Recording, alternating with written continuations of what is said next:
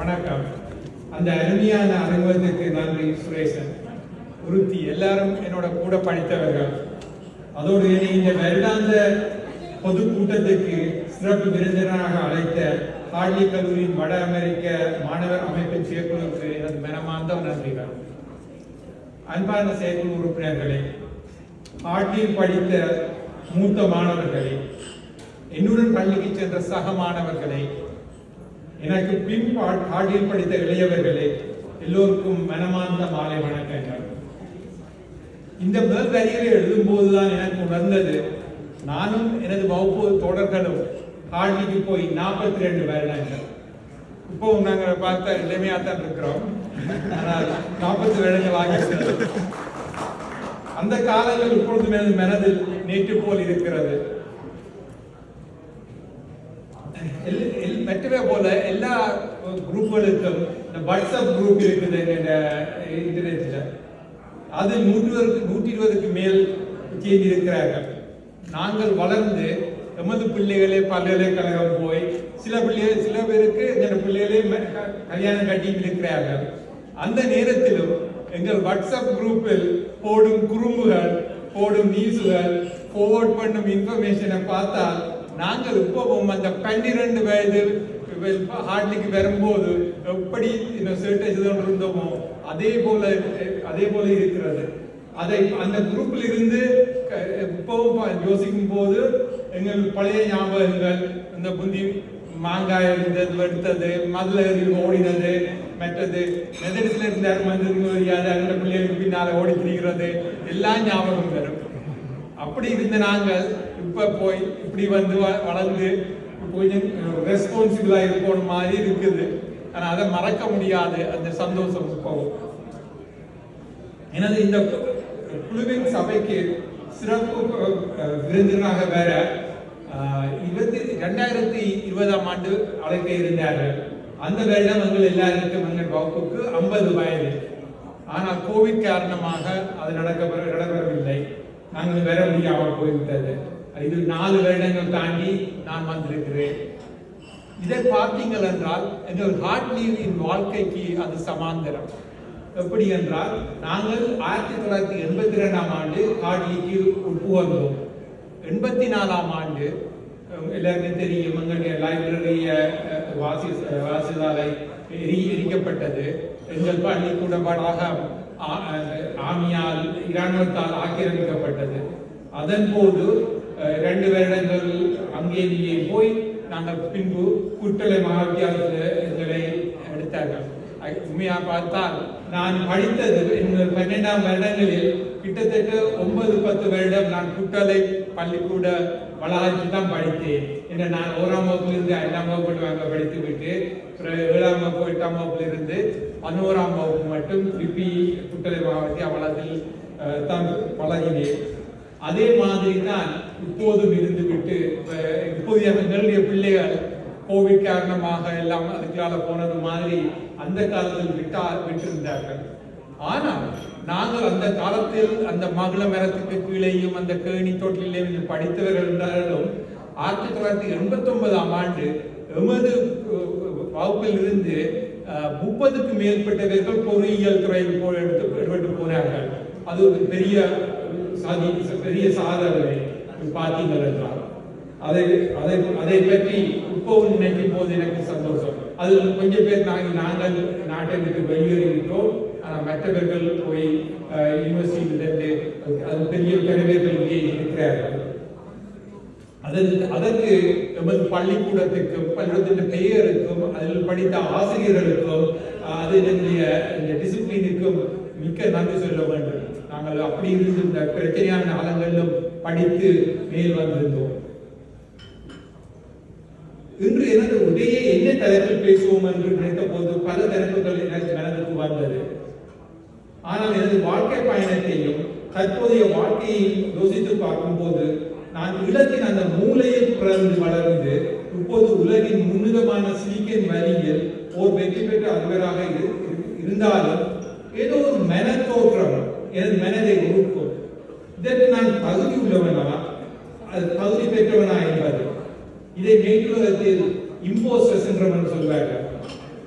Imposter syndrome is defined as psychological condition that is characterized by persistent doubt concerning one's abilities or accomplishment, accompanied by fear of being exposed as a fraud, despite evidence of one's ongoing success. இதை எனது வாழ்க்கையின் சில உதாரணங்களுடன் அதை தாண்டி வெற்றியடைய எங்கள் heart கல்லூரி எவ்வாறு வித்திட்டது என்று கூறலாம் என்று இருக்கிறேன். முதலாவது, எனக்கு 4 அண்ணாக்கள், 4 பேரும் ஹார்டில் படித்தார்கள். நான் தான் கடைசி பிள்ளை, 5வது. மூத்த 2 அண்ணாக்கள் வயது கூடியவர்கள். எனக்கு மூத்த 2 பேர் 9 7 வயது கூடியவர்கள். இன்றைக்கு கனவேரை கண்டுபிடித்தேன். அண்ணா பஞ்சலிங்கத்தோடு படித்தார்கள், ராமகிருஷ்ணனோடு படித்தார்கள் என்று வேறு வேறு ஆட்களை கண்டேன். நான் முதலாவது அண்ணன் பஞ்சலிங்கம் என்பவர், அவர் ஒரு ஹார்டில கிரிக்கெட் பிளேயர், நல்லா பந்து வீசுவார். அவர் அங்க படிக்கும் போது எனக்கு 8 9 வயது தான். அவர் தன்னுடைய வீக்கெண்ட் மேட்ச்களுக்கு என்னையும் கூட்டி கொண்டு ஹார்டிக்கு வருவார். நான் ஹாஸ்டல்ல அங்க இருப்பவர்களோட, இந்த கோச்சஸோடையும் அவருடைய சக மாணவர்களோடையும் இருந்து கதைச்சு கொண்டிருப்பேன். அப்போது எனக்கு பீட்டர் சிங்கம் சார், அருமைநாயகம் சார், ஜோதிரவி சார் என்ற பழக்கம் வந்தது. அதற்கு நான் காட்டி அது ஒரு 9 வருடத்துக்கு முதல்.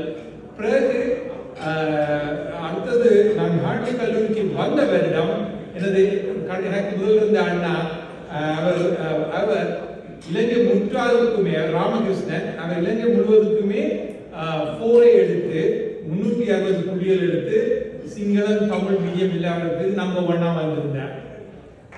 திங்க போகுது, நான் ஹார்ட்லிக்கு வருகிறேன். பஞ்சன் கிரிக்கெட்டர், ராமன் 4 எடுத்தவர். எதிர்பார்ப்பு டீச்சர்ஸ் எல்லாரும், நீ ராமன் தம்பி, நீ பஞ்சன் தம்பி, அப்படி படிக்கணும், இப்படி படிக்க வேண்டும். அப்ப தொடங்கினதுதான் இம்போஸ்டர் சிண்ட்ரோம். எனக்கு அதே மாதிரி நான் செய்யணும், ஆனால் எப்படி செய்யறதுன்னு தெரியாது. ஆனால் இந்த அடிப்படையை வச்சு செய்யணும் என்ற மாதிரி அப்ப தொடங்கியது. அடுத்தது 1989ஆம் ஆண்டு IPKI காலத்தால் நமது உயர்தர பயிற்சி தள்ளி போடப்பட்டது. அதனால் நான் நாட்டை விட்டு வெளியேறி ஒரு வருடம் பொட்ஸ்வானாவில் இருந்து விட்டு அதன் பின் பல்கலைக்கழகத்துக்காக யூனிவர்சிட்டி ஆஃப் மினசோட்டாவுக்கு வந்தேன், அமெரிக்காவுக்கு. அதற்கு பிறகு ஸ்டான்ஃபோர்ட் யூனிவர்சிட்டியில் எனக்கு அட்மிஷன் கிடைத்தது.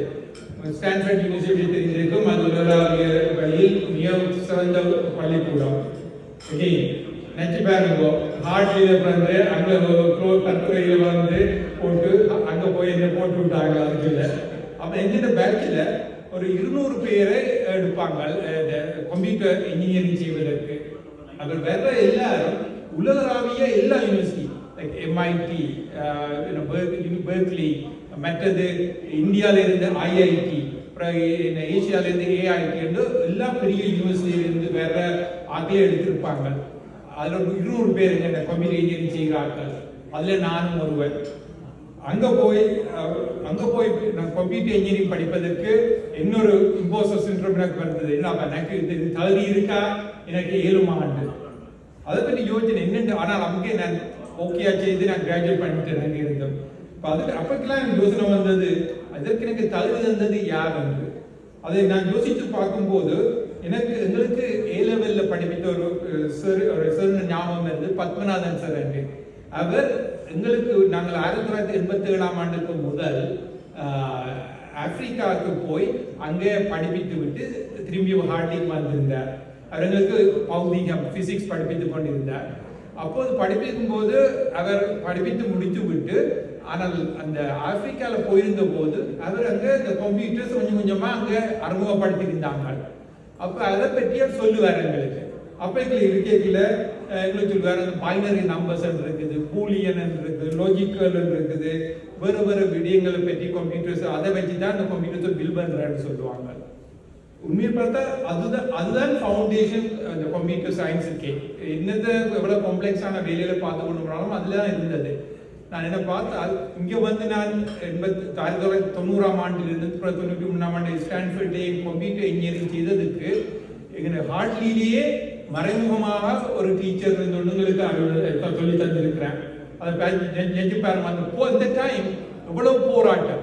நாங்கள் சாப்பாட்டுக்கு பார்த்துட்டு இருக்கிறோம், எங்களோட வாழ்க்கை நடக்குமான்னு பார்த்து கொண்டிருந்த காலத்தில் அவர்கள் இருந்து கொண்டு எங்களுக்கு இதிலே இந்த அறிவுகளை ஊட்டி இருக்கிற ஹார்ட்லில் இருந்து அதனால் என்ற இம்போசஸ்ன்றதை தாண்டக்கூடியதாக இருந்தது. இரண்டாவது விஷயம். மூன்றாவது விஷயம், நான் படித்த முடிந்தவே முதலாவது நான் சேர்ந்த வேலைக்கு செய்தது ரோப்பல் இன்டர்நேஷனல் ஒரு கம்பெனி. அந்த நிறுவனம் செய்மதிகளும் மற்றும் விண் தொலைநோக்கிகள் டெலஸ்கோப் உருவாக்கி நாசாவுடன் பல சாதனைகளை படைத்த நிறுவனம். 1980 அவர்கள் அனுப்பிய தொலைநோக்கி ஹபிள் டெலஸ்கோப் இன்றும் பூமியை சுற்றி கொண்டிருக்கிறது. நான் சேர்ந்த குழுவினர் அந்த திட்ட வேலைகளில் வேலை செய்த பொறியியலாளர்கள். அவர்களோடு தான் எனக்கு முதலாவது வேலை கிடைத்தது.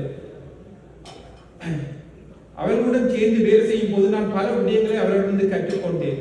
நான் பெரியவர்களுக்கு செலுத்தும் மரியாதையையும் அதனோடு அவர்களின் அனுபவத்தில் காட்டிய அக்கறையையும் பார்த்து அவர்கள் எனக்கு மேலும் மேலும் வாய்ப்பு கொடுத்தார்கள்.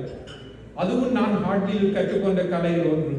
அது மட்டுமன்றி எனது முதலாவது பணி நியமம் கணினியில் செய்யும் பெரிய எண்கள் எப்படி மல்டிப்ளை பண்றது.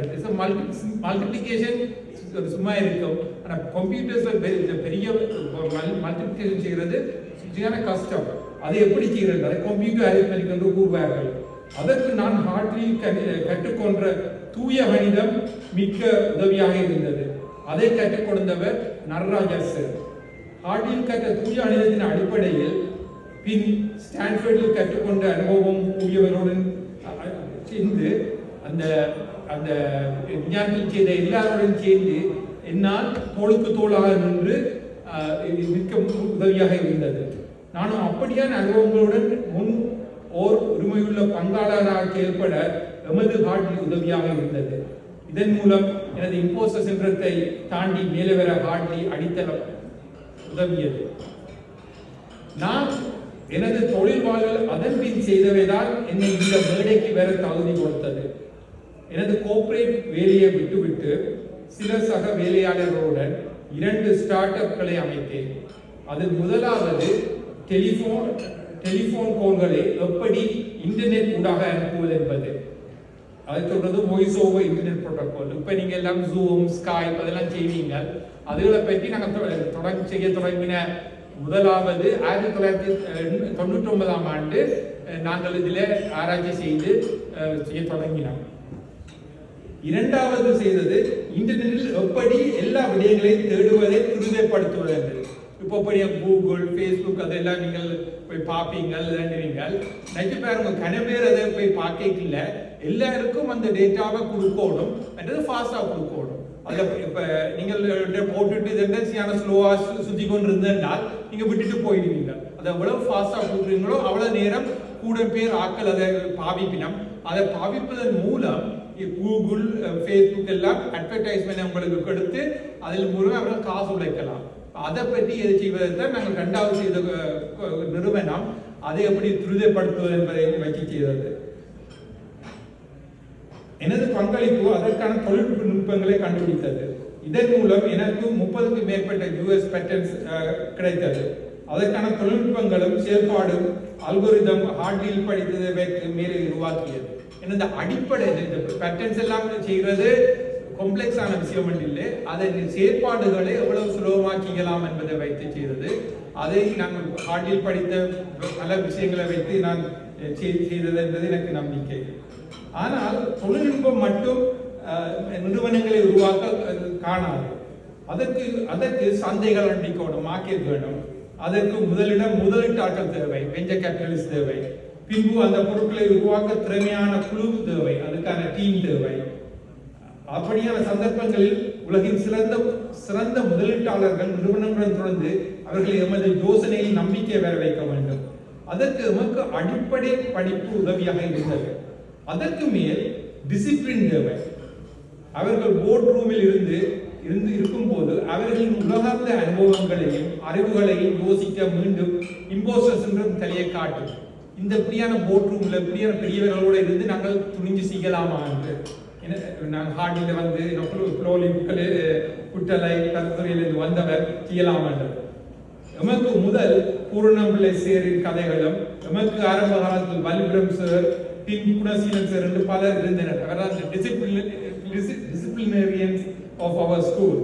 அது மட்டும் இல்லாமல் எங்களுக்கு சரியான வழிகளை கடைபிடிப்பதன் மூலம் வயதில் பெரியவரோ தகுதியில் பெரியவராய் இருந்தாலும் பிழை செய்தால் கட்டி கேட்கும் தரத்தை சொல்லி தந்தார்கள். எனது இரண்டாவது நிறுவனத்தை உருவாக்கும் நடுவில் எமது சிஇஓவாக தலைவராக இருந்தவர் அவரது கடமைகளை சரியாமல் செய்யாமலும் மற்றவர்களின் கடமைகள் இடை தொடர்ந்து குழப்பி வந்தார். அதை பார்த்து கொண்டு இருக்க முடியாமல் அவரிடம் நேரடியாக கூறி அவரை அந்த வேலையிலிருந்து வெளியேறும்படி செய்தேன். அதனால் தான் அந்த கம்பெனி எனக்கு இன்வெஸ்ட் பண்ண வெஞ்சர் கேபிட்டல் பீப்புள் வந்து சொல்லுவாங்க, நீ அன்றைக்கு அந்த துணிஞ்சதை சொன்னபடியாத்தான் நாங்கள் அவரை ரிப்ளேஸ் பண்ணக்கூடியதா இருந்தது.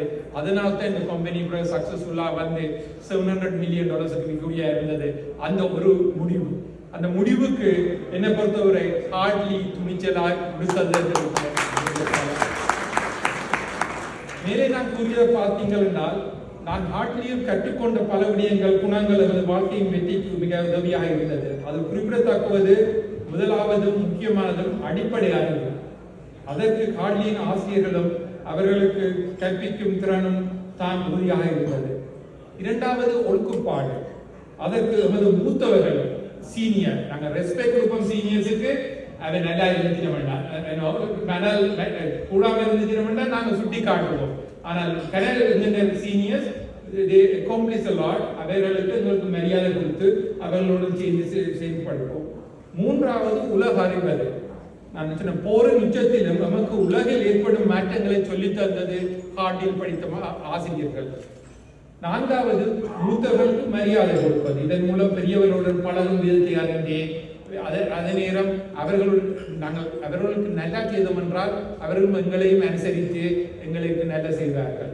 கடைசியாக சரியானதை செய்வது.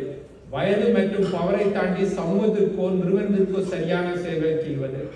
இப்படியான விடயங்களை ஹார்ட்லியில் கற்றதால் என்னால் இம்போசிஸ் என்றதை தாண்டி உலகின் முக்கிய தொழில்நுட்ப தலைநகரமான சிலிக்கன் வேலியில் வெற்றிகரமாக 2 நிறுவனங்களை $1 பில்லியன் மேலாக உருவாக்க முடிந்தது.